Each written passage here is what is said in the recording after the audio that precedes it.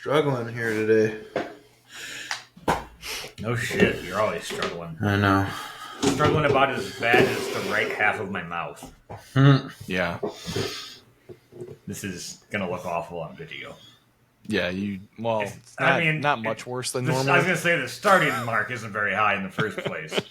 But now like that I can't feel half my face, this is gonna be even better.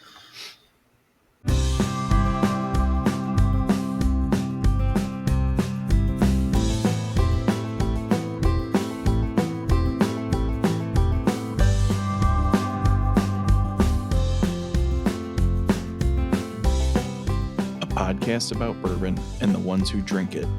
This is Bourbon Matters. Welcome to Bourbon Matters. I'm Jake. I'm Dan. And I am Gold Eagle Jake. And this week we're talking about whether or not American Single Malts are dead. Dead? Well, first off, Yeah. welcome back from your week off. Right? Where were you? You want to tell us where you were? Yes, my wife and I had our second kid. We're super excited about him. Woo-hoo. Now got a boy and a girl, so yeah, looking forward to having lots of fun with them. Mm-hmm. You gonna have a third? I don't know yet. It's not really my call at this point. I like how Jake had to miss because his wife had a baby, like he did anything to do with that. Like I can't. I just had. She couldn't move for like 4 days. Half my face. I'm still on tonight, so. Yeah, sorry, honey. I'm drinking whiskey and talking with my friends over a video call. Just stay down there and watch the kids. Some of us has better dedication than others. Yeah, some of us come on the podcast when we don't even have a lip. Yeah. So, American Single Malt, a while ago, we were all excited because we have a new American Single Malt category with its own designation. That's been, what, a year and a half ago already? No, it hasn't. It was 2024. It was December.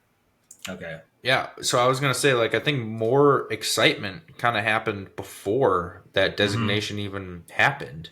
That's when we saw a bunch of the distilleries ramping up and getting more distribution and new releases and new brands. And it seemed like ever since that designation came to fruition, nobody really did anything or cared about it. Mm-hmm.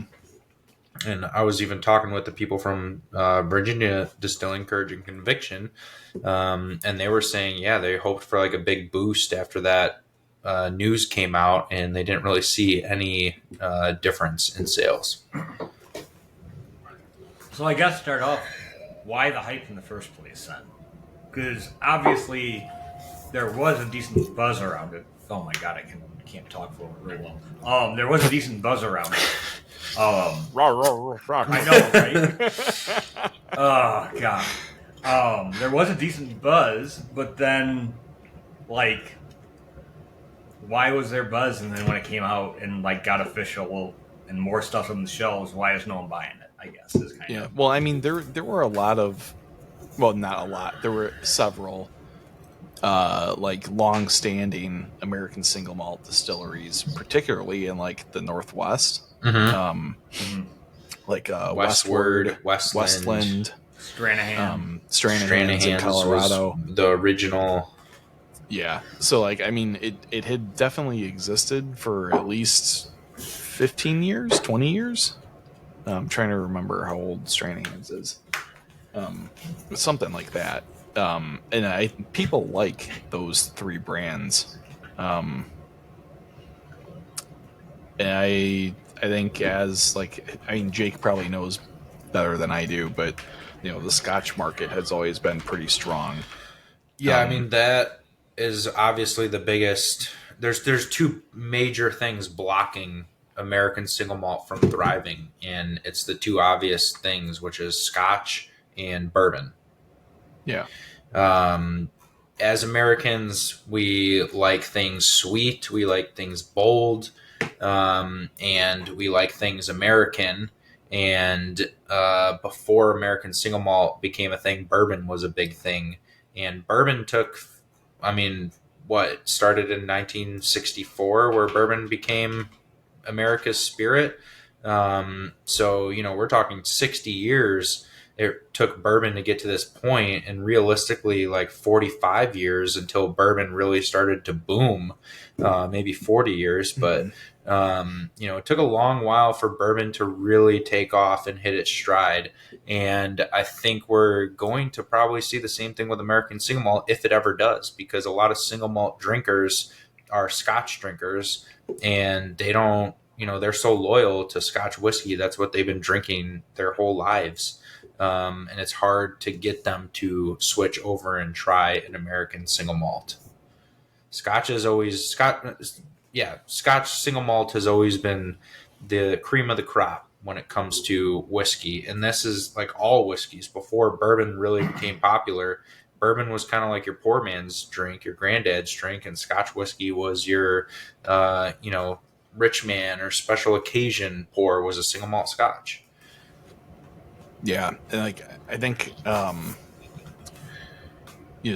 Scotch has always, we talked, God, a long time ago now about how like the reason brands like Jim Beam, Buffalo Trace, and like a lot of the like super old Kentucky brands are so good is because they've had over like 100 years, to perfect their recipes. Mm-hmm. Scotch has had like 500 years to perfect some of their recipes, they're super old. They've had centuries. A lot of these Scotch distilleries started in the 1800s and like very early 1900s, so they've been around for a long time, and they've been changing what they needed to change and finding out what they need to do to come up with the best whiskey they can for such a long time.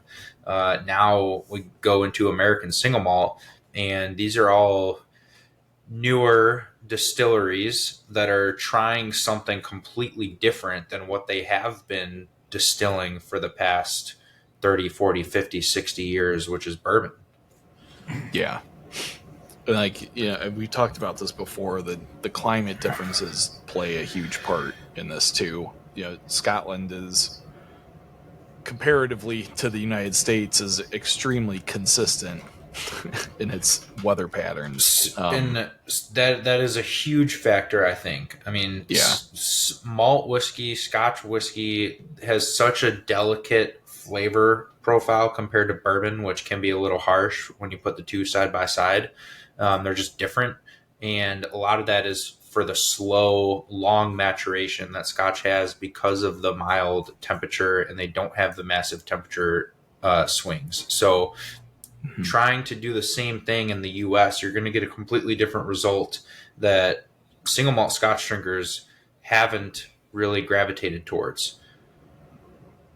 And I think that's one of the reasons why we've seen, particularly like the older, excluding Stranahan's, but like a lot of the older brands are in like the Pacific Northwest, which has a very similar type of climate to Scotland. It's pretty rainy, it's pretty humid, it's pretty consistent. If it doesn't fluctuate beyond maybe like plus or minus like 20 degrees.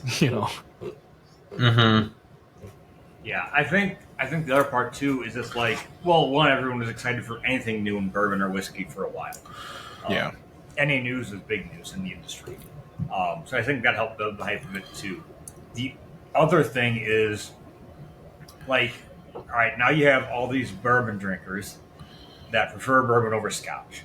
And they're like, all right, maybe this will be my entrance into Scotch because I don't like the flavor of Scotch, or they think peat. And the other thing is, maybe you have these Scotch drinkers that don't like bourbon because it's so bold. And now they're like, hey, let's try this new thing called American Single Malt. But the problem is, it's just a completely different flavor profile from both. So Scotch whiskey and Irish whiskey are a lot more similar than Scotch whiskey and American Single Malt. Yeah, I'd agree. Flavor profile. Yeah.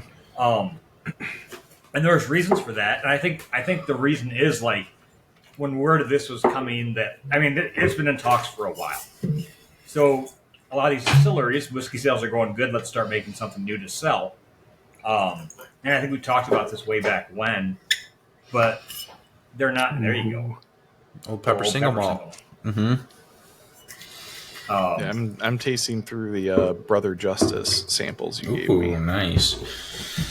I have a nice Nestle Pure Leaf unsweetened tea because I can't feel my tongue, so I can't taste it right now.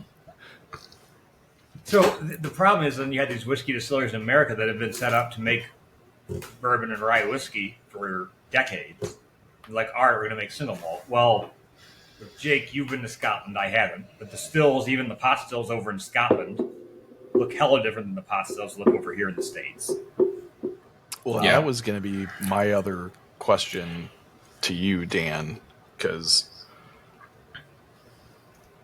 most, if not all, I don't remember all the rules for single malt Scotch. Scotch has got to be It has to be a pot It still. has to be a pot still. Okay. You can make it the exact same way on a column still, and it has to be called single grain whiskey. Yeah, that's right. Which there's some good ones out there, but most of it is just mass produced. Yeah. So I would think in America they're mostly using their same column stills and other equipment that they're using for their bourbon and rye. They're not getting a special, Vendome pot still or whatever. But even a Vendome pot still. So most Vendome pot stills usually are hybrid pot column still anymore, where they can do some reflux action up the column. When you look at big pot stills from Scotland, they have a long, large taper up, big copper line arm that goes over the side for a lot of copper contact after it comes up as a vapor. So you get a lot more copper contact, strips out a lot more sulfides on that stuff. The other thing too that we talked about is, it's different. So like whenever you've been to a distillery here and you look in the fermentation tanks at Woodford or wherever, it's what we call on-grain distilling. So you make the mash, you put all the water in, you put all the corn in, yada, yada, yada. You cook it. And then you pump all that directly over into your fermenting tank, add your yeast, let it ferment, pump all that into the still, and then distill it. Whereas Scotch, they usually use what's called a lauter tun after they're done cooking the mash, and that strains all of the grain out. So it's just a liquid with no big starch strains of grain that go in there, and it ferments completely differently too. So you have a completely different fermentation on most of the Scotch, as well as it's all got to be pot still, and you have a lot of copper contact. Yeah. So my theory on why ASMs really haven't taken off are because I think a lot of the American distilleries have not really leaned into the American aspect of this category. Oh, I disagree. Cheap and easy, man. Do it cheap and easy. Best way to do it is American. No, like a lot of them are just trying to reproduce a Scotch. Yeah, and that's not what they should be doing. I mean, it's just different. And again, I think it's bourbon drinkers. It's not for them. Scotch drinkers. It's not for them. So who are they targeting? Like they're trying to take some of the share from those drinkers. And so far, it just really hasn't caught on. And I really do believe that, it might, and some of these brands will. But as we talked about earlier, bourbon took 40 to 60 years until it really boomed. This is going to take a while. It's not going to be an overnight thing. They can't just jump on the wave of the bourbon hype and steal some of those drinkers, because bourbon people want bourbon. They don't want single malt. And, they don't even want rye whiskey. We talk about it all the time, how sad it is that people just avoid rye whiskey because they want bourbon. They're missing out on so many great flavors, but they're just so honed in on bourbon. So this being something, a totally different grain, I think is just going to take a very long time to get people to catch on. And it's kind of a shame because there are some really good products out there that probably won't exist when this does catch on. Mm-hmm.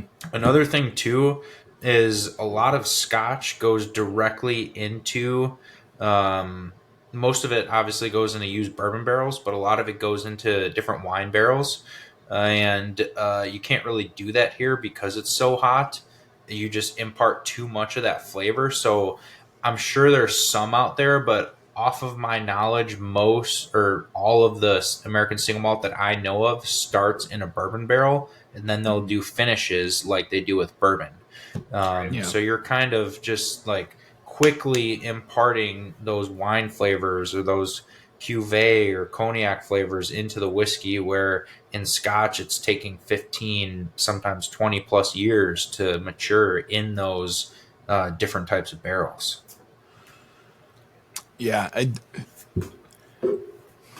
I'd like to see some more interesting kind of experimentation, with this category. Like, I've talked about these guys, Delbach, before. They do mesquite smoked barley rather than peat, to dry their grain out. And like it comes through like really well, and you can really taste the actual like mesquite flavor, which is super cool. Like America is like all about barbecue. Like we should be trying different hardwoods, like smoking the barley with like apple wood and cherry wood and hickory and pecan wood or what, like whatever, like there should be all kinds of different experimentation with that kind of stuff going on. Yeah, like it is a little disappointing to just see like I'm gonna pick on Jim Beam coming out with the Claremont Steep. It's just like a 4-year single malt aged in a bourbon barrel. It's like Yeah. like you got to do a little bit better than So that. that's actually like a perfect segue into my next point, because I 100% agree, but I also disagree a little bit. And here's why: because I do think there are some brands doing incredible things with American single malt, such as Courage and Hmm. Conviction, Yeah. Delbach, Westland, Westward, Stranahan's, the guys that are solely focused on making an American single malt, because there's so much more that you can do with American single malt, being that you don't have to put it in a new charred oak barrel. You can use Hmm. any type of oak container you want. Use new, charred, toasted, whatever you want. Just has to go in that container. Wine barrel, cognac barrel. But I think the people like Jim Beam, who just came out with an American single malt because they saw the wave or thought the wave was coming, are ruining American single malt for these other brands that are truly crafting it and doing it the right way. And yeah, it's kind of sad to see, because like And they're usually coming to market at a lower price they're too, coming to right? market at a lower Yeah. price, and they don't Which means really. that's the one people are going to try, Right. probably. And they don't care as much, because to them it's like 0.0001% of what they're distilling, and it's a very small experimentation that they're just playing around with, where these other distilleries are hands on every step of the process, coming out with the best product that they can, and it's the only thing that they make. So they're Hmm. make or break on whether American single malt takes off or not. Yeah. Right. Yeah. Well, I mean, just as the example today, went to the liquor store here, and the shelf was completely empty of Bullet bourbon. It was completely empty and sold out of Bullet barrel proof. And then there was Bullet single malt, and there was 12 bottles, which means no one's picked up that in the time they've sold through all their other Bullet stock. So Is that MGP, or are they distilling that? I don't know too much about their single malt. I haven't cared enough to look into it. I would think it's MGP, right? I'm gonna look that up, because Just based on the age, it would have to be. Because like they just fired up their still. they've been distilling now for at least 4 years. Oh, okay. I would be amazed if they went straight into single malt after starting their distillation. I would though. too. It says it's made by Bullet Distilling Company. Oh, maybe they did. It was initially produced at a partner distiller to meet the specifications. Yeah, so it said there's rumors that it's from MGP, but Bullet Single Malt was distilled in Kentucky. Hmm. And I mean their distillery is like Bardstown Bourbon Company. Like it's all computers and you switch buttons and press buttons and Dial and mash. do all the distilling from sitting in behind a computer. Um, but yeah, the Bullet Single Malt is actually one that has done fairly well for us in the American Single Malt category. And actually, now that we're starting to ship, we're seeing more action on American Single Malt. There's probably other parts of the country that it really hasn't kicked on yet. But like Courage and Conviction is a great example because they're doing a ton of experimentation. They did like a gingerbread stout barrel aged. They're doing the Goose Island Bourbon County Finnish single malts. They did like a sexual chocolate stout finish. Yeah, the stout's called sexual chocolate.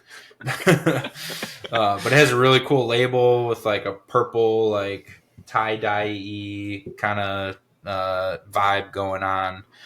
So they're doing some really good things. They're coming out with some good products.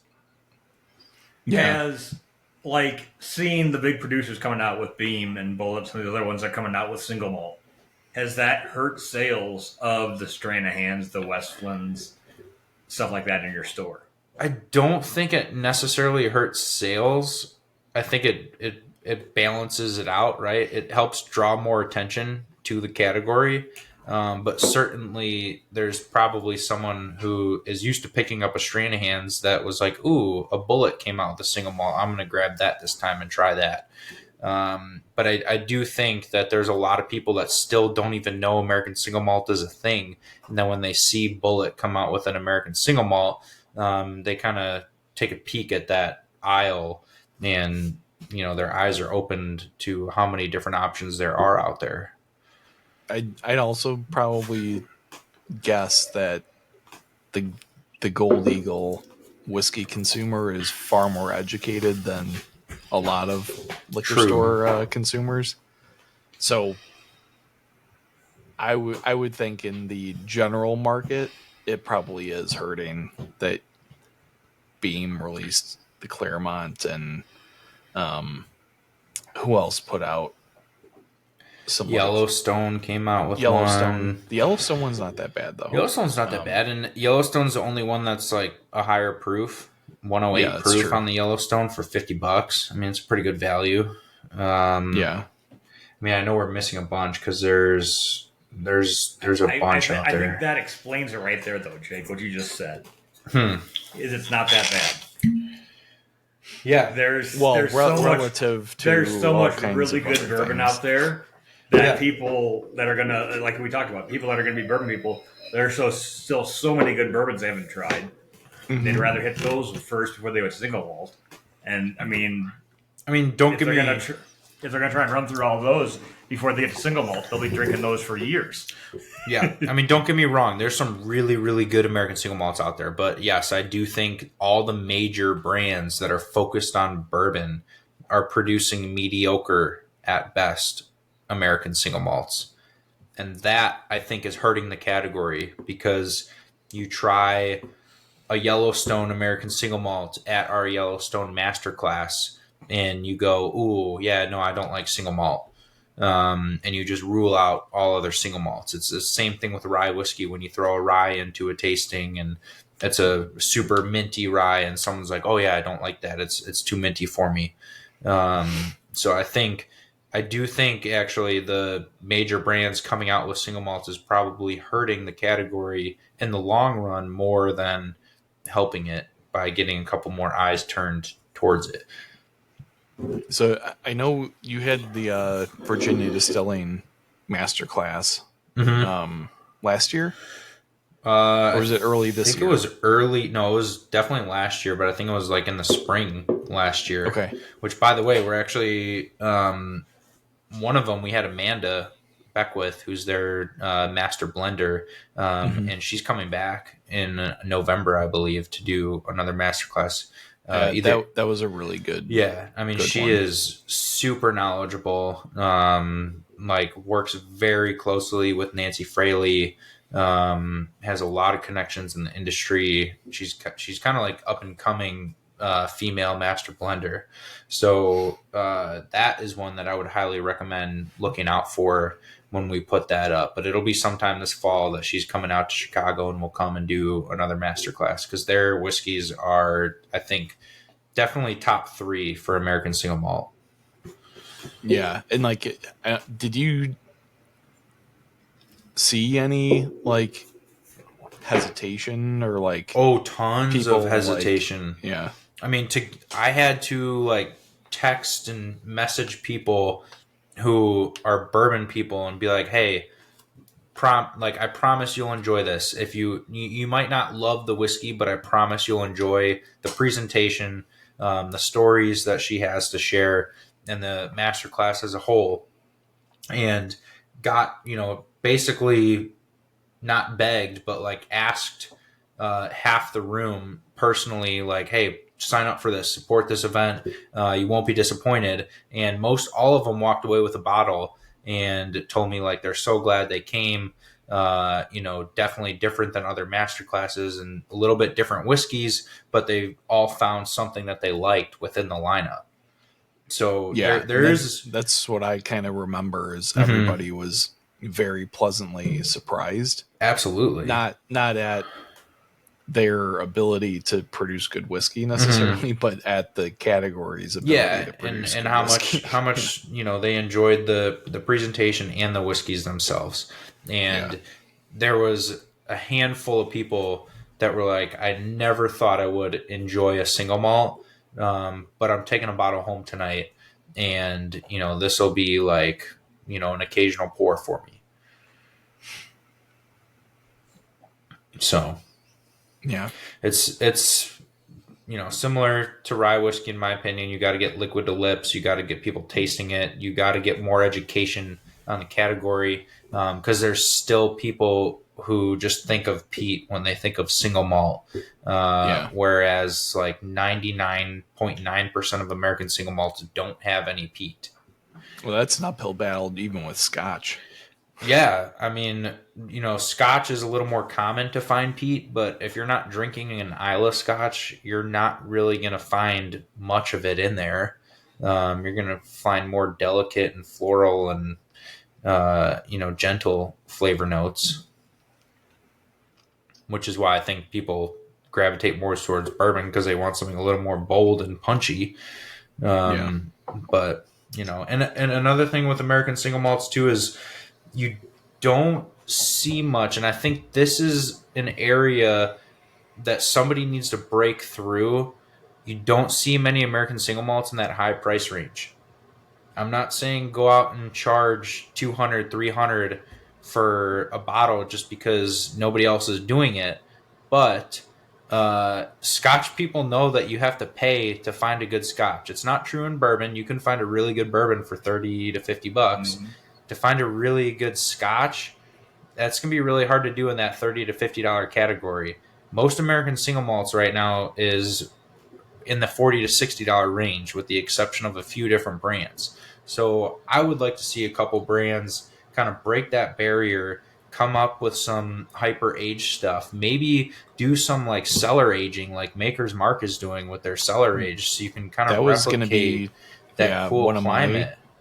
Yeah, because like that's how you get a consistent temperature, right? Be able to do long-term aging in even a used bourbon barrel, and really get that like similar kind of flavor extraction, And barley as a single grain just needs more time to mellow out and develop complex flavor notes.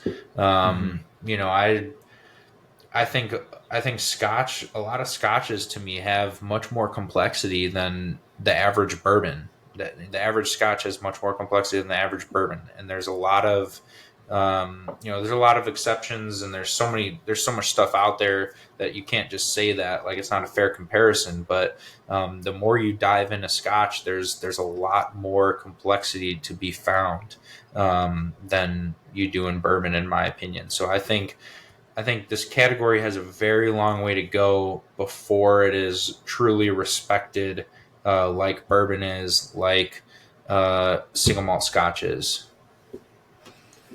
So then I guess the next question is it going to get there? Seeing the change, seeing that bourbon isn't selling the way it was years ago. People are spending less on liquor. I would say the easy answer is no, it won't. But I do think that there is a chance that it will, but it's going to take decades. It's not going to happen within the next 5 or 10 years. So here's a good question. Well, I'm quite a bit older than you guys. Is it going to be big in my lifetime? Yeah. I think it'll be bigger than it is now. I don't think it's going to fade away. It can't get much smaller. It's big. It can't get much big smaller. Is like it's the biggest it's relative been right now. It's the biggest it's been. Will American Single Malt pass rye? I would say yeah, probably. It's not as divisive. I don't think American Single Malt from a flavor perspective, like single malt's not nearly as polarizing. See, I think that's a very good question. That's a very interesting question. I do agree it's not maybe as polarizing. It's more of a, distinct flavor note until we hit this area that I'm talking about where we just need more behind what you're drinking, and we need more age, we need more barrels, more finishing, and just more knowledge behind how to produce a good American single malt. I mean, even the best American single malt brands have only been around for 15 years. Yeah. Maybe 20. But there's a really, really long way to go. And I think like tariffs with Scotch is going to play a role. I mean, if the tariffs don't go away and that's something that continues in the future, like you might see Scotch drinkers try to dabble a little bit with American single malt. But with where it's at right now, they're probably going to be disappointed unless they really try the 5% of American single malt that I do think is really, really good and can compete with Scotch. So yeah, I think it could compete with rye, but it's too early to tell, and it'll never compete with bourbon. No way. No, and it'll never compete with single malt Scotch. Yeah, I mean, it's never going to get to the same level as Scotch. It's never going to get to the same level as bourbon. It's not an American palate like pleaser, the same way that Scotch isn't. But I do think it could get close if people like Dan continue to poo-poo rye publicly. Look, I poo-poo rye, but I don't think it has a shot at getting past rye. Because you got people that have been drinking rye for decades out there, and their kids drink rye now. Yeah. Like, well, you have this heritage of drinkers built up, where you don't have any of that. So now it's someone has to become a very big American single malt fan. Another thing. Go ahead, sorry. I'd say, Jake, like now for example, like if you want to help out American single malt, you'd want to drink a lot, and then as your son's grown up, maybe he starts to fall into it, and maybe that's the generation that takes it off. Well, yeah, my house is going to have a zero discrimination policy when it comes to brown liquor, so. Oh, okay. Wait. Be specific. I was going to say there's no way your house is a zero discrimination policy when it comes to brown liquor. That makes sense. Okay. All right. So, Dan, you brought up another point, a good segue for. I always bring up really good points, Jake. You always act surprised. But I do. I don't see it in you, but you just keep doing it. So if you want to sell and you want to take off, you got to drink more. Well, here's a problem with American single malt. There's no cocktail culture. Bourbon and rye. They go through so much bourbon and rye in cocktails and bars that is the backbone of the most of the brands. You talk to a lot of these sales reps and distilleries and brands, and what they're really focused on is their $30 price point bottles and how it stacks up in a cocktail, because you'll fly through cases if you get your $30 bourbon on somebody's menu for an old fashioned. Like they're cranking out tons and tons of old fashions every night if it's a good restaurant. And there's no cocktails really that I've seen with American Single Malt. Well, there's But not a ton of, that's there's the not a case ton with of Scotch. There Right, isn't. yeah. No, there isn't. But No. also single malt Scotch is kind of, looked at as like a high end thing that you just don't do that with. And I mean, there's some. I guess there's a decent amount of Irish if you consider Jameson. There's I mean there. But not even. But also like Irish was built on, hey, this is something you shoot. Like this is something you get fucking hammered on, and then we're gonna fight. Yeah, you like. Right. Well, it's like ultra they're smooth, real easy to drink in a shot. That's what most Irish whiskey is kind of built on. In like they know they know it doesn't matter how you drink it as long as you're drinking it. So like they built a culture of you take shots of Irish whiskey and you're helping us sell through product. Bourbon and rye, we have a really good $30 product that you're not going to feel bad mixing into a cocktail. And a big majority of these distilleries products go into cocktails. So, a very small minority is like you're sipping stuff that we drink.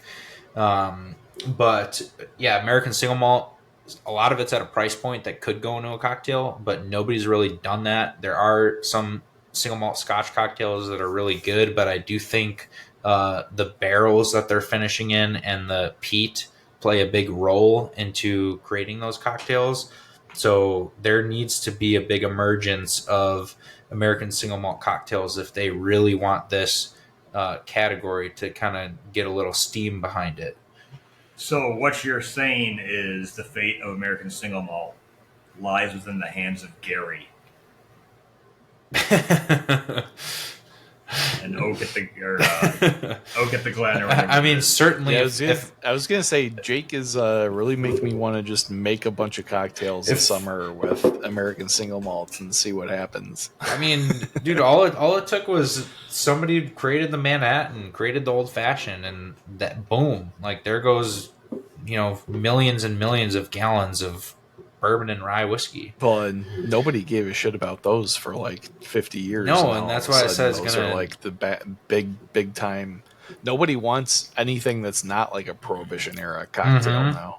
Yeah, I mean that's why it's gonna take a lot of time, and it's really gonna be tough because, in my opinion, most American Single Malt is just kind of bland.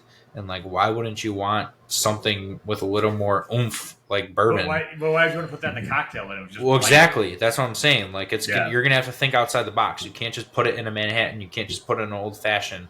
You can't even really just put it in a Rob Roy, which is a single malt Scotch cocktail. Like, you need to come up with something new, something different, something that's gonna be trendy. It's kind of hard because like a lot of the single malt flavors are like honey, apples, like kind of like bright fruits, and like that doesn't go well, or like it can be easily masked by anything that you mix it with. So like it's hard to get especially a American Single Malt that's like 90 proof, which most of them are somewhere around there. It's hard to stand up in a cocktail. A hot toddy would be great with American Single Malt, but nobody's really drinking those unless they're sick. Yeah, it's not a go-to. No, I'm sick. I want to drink. I'm sick, and it's winter time. Yeah, make a hot toddy. Hot toddy. Hot toddy in August. That's for sure. No, I'm just saying, like, something like that needs to catch on and become trendy and be the driving vehicle behind American Single Malt to really get more sales and eyes looking at the brand. Yeah. Looking at the category. All right. Any other points they want to discuss on American Single Malt tonight? I'm going to have to troll through liquor.com and see what Scotch cocktails you mean goldeaglewine.com to see what American Single Malts we have? No, is there a coupon on goldeagle.com? So it's a little bit of a tricky one. Well, no, I could do it. Yeah, I could do it. We could do an American Single Malt coupon. You can do it for brand. You could pick a brand you like. Mm-hmm. Doesn't have to be all. I've No, liked both these Brother Justice. The regular single malt and the Founders are excellent. The cold peated is pretty good too. yeah. So I mean, there's some really good American single malts out there, and the Brother Justice, the Founders, to me drinks almost like a bourbon. Yeah, it's very close. Like it's very bold. It's very caramely, vanilla, sweet. So we're gonna see more stuff like that kind of pulls bourbon drinkers in. But yeah, I think the distilleries that are solely focused on American single malt are the ones that you should be trying if you're going to try one. Cedar Ridge, we didn't mention Cedar Ridge, but they're doing some phenomenal American single malts. The absolute goat here, the Untitled Cigar Malt. The cigar malt, yeah. This is like the best single malt I've ever had, period. Yeah, that one, unfortunately, we're sold out of. We got like 60 bottles and they're all gone. I mean, that's like by far, besides our Courage and Conviction barrel picks, the best selling American single malt that we've had in the store. Yeah. But we still have their wine club, which was the that one's American really Single Malt of the Year from Fred Minnick's Ascot Awards. But their Cedar Ridge is doing some phenomenal things. See, they're a good example of doing it, finishing, and complexity, because the cigar malt and the wine club release were both finished in 5 different types of barrels and then blended together. So you're kind of picking up on a lot of those fruity wine notes that you find in older single malt scotches. Yeah, they have a Scotch style still. Looks like it's a Vendome from the looks of it. Mm-hmm. But still a pot still with a big old line arm. Big old copper line arm. So yeah, I was just checking through to see if I could. Our system's a little tricky because like I want to give a coupon for all American single malt, but it pulls up some other stuff and it maybe excludes a few things. I'm gonna do it anyway because I think there's just so much out there that people should be trying. So we're gonna do. BM ASM. Perfect. Thank you. BM ASM for 10% off any bottle of American Single Malt that's not already on sale, online only at goldeaglewine.com or on our app. BM ASM. And because our system's a little tricky, if you're trying to use the coupon on an American Single Malt and it's not taking it, just message our Facebook and Instagram page, or just when you place the order, put the coupon code in the comments of the order, and we will manually apply the discount. So BMASM for 10% off any American Single Malt, online only at Gold Eagle. I would strongly suggest using this coupon opportunity to try one that you can, not from a Jim Beam or somebody like that. Yeah, go find a craft one, or new. I think you have the new Riff single malt in. Mm-hmm. Okay, that one I actually just tried for the first time. That one has a little bit of like peat and smoke to it. And what's also unique about that one is it's 114 proof, where most of them, I mean, 108 is like the highest I've seen, except for our barrel pick of Courage and Conviction, which is cash strength 120-ish. But yeah, 114 proof, has a little bit of peat, a little bit of smoke. The New Riff one is really, really good. That's a good like representation of what American Single Malt should be, only aged in ex-bourbon barrels. All right. Jake, where can people listen to some of our other episodes if they haven't heard some of the more recent ones? Be good ones to listen to.